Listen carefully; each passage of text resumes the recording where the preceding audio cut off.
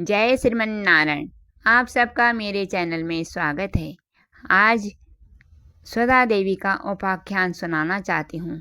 आजकल पितृपक्ष चल रहे हैं और पितृपक्ष में स्वधा देवी का यह उपाख्यान सुनने से सभी पितरों को तृप्ति की प्राप्ति होती है। तो आइए सुनते हैं आज हम माता स्वधा देवी का यह उपाख्यान। एक बार भगवान नारायण ने नारद जी से कहा, सुनो, भगवती स्वधा का उत्तम उपाख्यान सुनाना चाहता हूँ, सुनो। पितरों के लिए यह तृप्तिप्रद और श्राद्ध के फल को बढ़ाने वाला है। ब्रह्मा जी ने सृष्टि के आरंभ में 7 पितरों का सर्जन किया। 4 तो मूर्तिमान थे और 3 तेज स्वरूप थे। उन 7 सुखमुखी मनोहर पितरों को देखकर उनके भोजन के लिए श्राद्ध तर्पण पूर्वक दिया हुआ पदार्थ निश्चित किया गया। स्नान, तर्पण, श्राद्ध, देव पूजन और प्रतिदिन त्रिकाल संध्या यह ब्राह्मणों का परम कर्तव्य है। यह बात श्रुति में प्रसिद्ध है। जो ब्राह्मण नित्य त्रिकाल संध्या, श्राद्ध, तर्पण, बलि और वेद ध्वनि नहीं करता, उसे अजगर सर्प के समान समझना चाहिए। नारद देवी की सेवा से वंचित और भगवान को बिना भोग लगाए खाने वाला व्यक्ति जीवन पर्यंत अपवित्र रहता है। उसे कोई भी शुभ कार्य करने का अधिकार नहीं है। यूँ ब्रह्मा जी तो पितरों के आहार के लिए श्राद्ध आदि का विधान करके चले गए, परंतु ब्राह्मण प्रवृत्ति व्यक्तियों के लिए दिए गए इस काव्य पदार्थ पितर नहीं पा सक रहे थे। अतः वे सभी क्षुधा शांत न होने के कारण उदास होकर ब्रह्मा जी के सभा में गए। उन्होंने वहां जाकर ब्रह्मा जी को सारी बात बताई।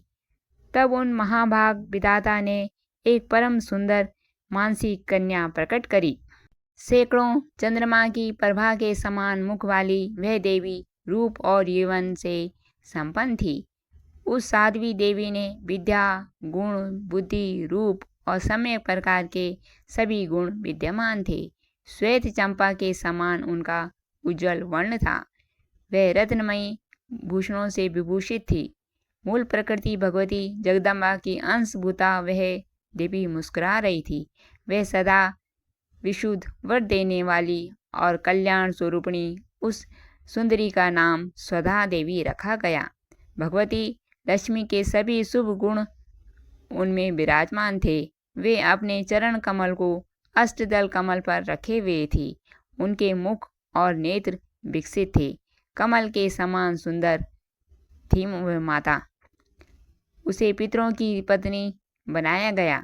ब्रह्मा जी ने पितरों को संतुष्ट करने के लिए इस तिष्टि स्वरूपिणी पत्नी को उन्हें सौंप दिया।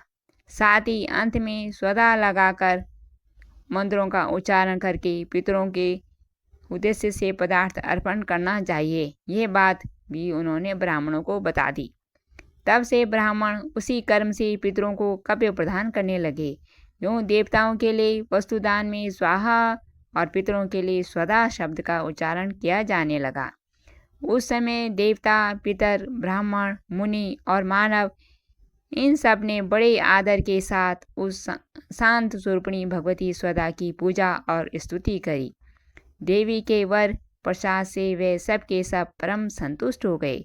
उनकी सारी मन कामनाएं पूर्ण हो गई। तब भगवान नारायण कहते हैं, ब्राह्मण देवी स्वधा का ध्यान स्तवन मंगलमय है। अश्विन मास के कृष्ण पक्ष में त्रयोदशी तिथि को तथा मघा नक्षत्र में अथवा श्राद्ध के दिन यत्नपूर्वक भगवती स्वधा का पूजन करने के पश्चात श्राद्ध करना चाहिए। जो बुद्धि का अभिमानी ब्राह्मण स्वधा देवी का उपाख्यान और उपासना न करके सीधा श्राद्ध करता है, उसके श्राद्ध और तर्पण सफल नहीं होते। ये भगवती स्वधा ब्रह्मा जी की मानसी कन्या है। ये सदा तरुण अवस्था से संपन्न रहती है।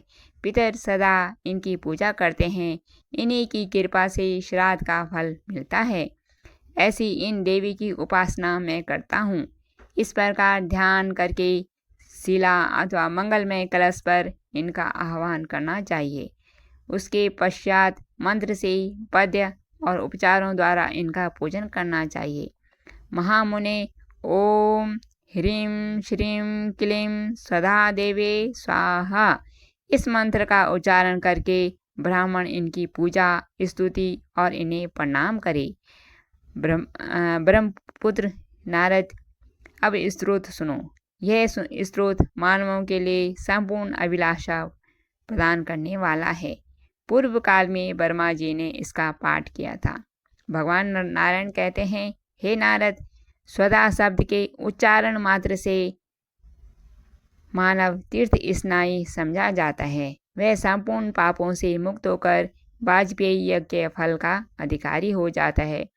स्वधा स्वधा स्वधा, यदि इस प्रकार 3 बार इनका स्मरण किया जाए तो श्राद्ध, बलि और तर्पण का फल पुरुष को प्राप्त हो जाता है। श्राद्ध के अवसर पर जो पुरुष सावधान होकर स्वधा देवी का यह स्तोत्र श्रवण करता है, वह श्राद्ध के फल को पा लेता है, इसमें कोई संशय नहीं। जो मानव स्वधा स्वधा स्वधा इस पवित्र नाम का त्रिकाल के समय पाठ करता है, उसे पुत्रों और सद्गुणों से संपन्न विनीत पतिव्रता प्रिय पत्नी प्राप्त होती है। देवी, तुम पितरों के लिए प्राण तुल्य और ब्राह्मणों के लिए जीवन स्वरूपिणी हो। तुम्हें श्राद्ध की अधिष्ठात्री देवी कहा गया है। तुम्हारी कृपा से श्राद्ध और तर्पण आदि के फल मिलते हैं। हे सुब्रते, तुम्हारा विग्रह नित्य, सत्य और पुण्य में है। तुम सृष्टि के समय प्रकट होती हो और प्रलय काल में तुम्हारा तिरोभाव हो जाता है। तुम प्राण स्वरूपा स्वस्ति, स्वाहा, स्वधा एवं दक्षिणामयी देवी को नमस्कार है। चारों वेद कर्म फल को प्रदान करने के लिए तुम निरूपित हुई हो। कर्मों की पूर्ति के लिए ही ईश्वर ने तुम्हारे ये रूप बनाए हैं। इस प्रकार देवी स्वधा की महिमा गाकर ब्रह्मा जी अपनी सभा में विराजमान हो गए। इतने में सहसा भगवती स्वधा अपने परम सुंदर स्वरूपिणी लेकर प्रकट हो गई। तब पितामह ने उन कमल नयनी भगवती देवी को पितरों के प्रति समर्पित कर दिया। उस देवी की प्राप्ति से पितर अत्यंत प्रसन्न हो गए। वे आनंद से विहल हो गए। यही देवी स्वधा का पुनीत स्त्रोत है। जो पुरुष समाहित चित्त से इस स्त्रोत का श्रवण करता है, उसने मानो संपूर्ण तीर्थों में स्नान कर लिया और वह संपूर्ण मनोरथ को पूर्ण कर लेता है। तो ये थी स्वधा देवी का उपाख्यान। आशा है आप सभी को पसंद आई होगी और पहली बार आपको सुनने को मिला होगा। मिलते हैं फिर अगले अंक में, तब तक के लिए आपका बहुत बहुत धन्यवाद।